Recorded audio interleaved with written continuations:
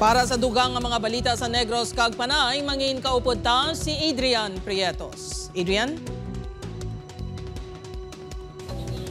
Madamo nga salamat, Jers, mga kapuso. Masobra 2 kamilyon nga balor sa suspect na Cebu na recover sa 5 ka-individual sa Santa Barbara, Iloilo. Samtang 8 ka-persona dakupman sa bypass operation sa Bacolod City. Nakatutok Zen Kilantang Sasa.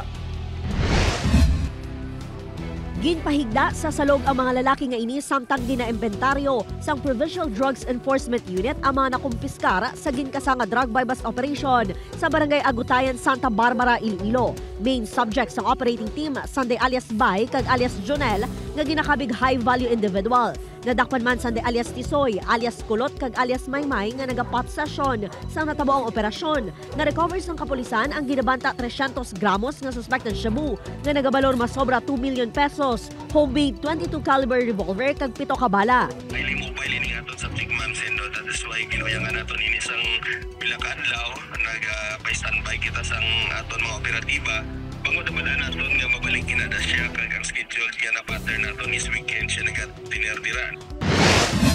8 ka street-level individuals ang nadakpan sa mga operatiba sa City Drug Enforcement Unit sa bypass operation sa Purok Magtiayon, Barangay 10, Bacolod City, kainasang kaagahon. Ginkilala mga sospek kanday alias Christian kag alias John B. nga taga Barangay San Isidro Haro, alias Patrick sang Iloilo City proper, alias Jenny Mar sang Dumangas kag alias Christian nga taga Santa Barbara, Iloilo. 3 sa mga sospek ang taga Bacolod City.